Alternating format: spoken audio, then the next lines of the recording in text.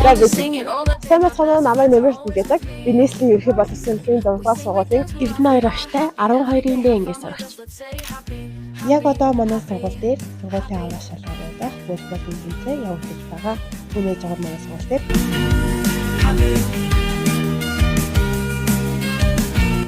10 жилийн өмнөөс яригдсан манай сургуулийн өргөтгөл 2025 оны 7 дугаар сарын 20-оос л яг барилгын ажил эхэлсэн. 10 сард хичээл эхлэхэд ийм байсан.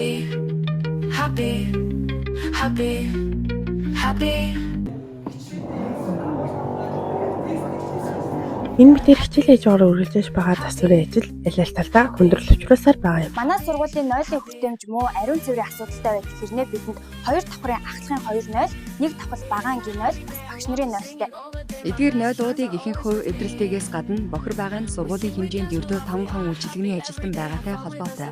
Өдөр бүр хичээж ажилладаг үйлчлэгч нар маань цөөхүүлээ учраас бидний талаас ажилтан дэм болдоггүй юм а гэхдээ ажлыг нь хүндэлж бохирдуулахгүй байхыг хичээх хэрэгтэй.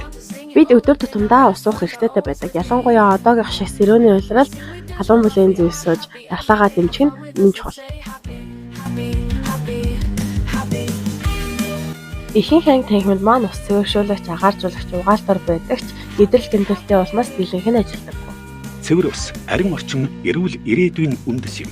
Сургуулийнхаа орчинг цэвэр байлгах, усны үнэ цэнийг ойлгож зөв хэрэглэж сурах нь бидний өдөр тутмын хариуцлага. Алхан бүрээ арин цэврийн соёлд сургаж, бусдад үлгэр жишээ үзүүлэх нь ирээдүйн гэрэлтэй нийгмийг бүтээх эхлэл билээ. Авьяас бэлэг, эрдэм мэдлэгээрээ гялалцсан сурагчдтай сайхан сургууль минь улам өндрөөс өндрийг зорж, өчигдрийн дутагдлаа өнөөдөр зарч, маргаашийн амжилтын хаалгыг нээж яваарай. Эрдмийн зам хизээч төгсдөггүй. Зөвхөн улам гэрэлтдэг гэдгийг санаарай. Эцэст нь хэлэхэд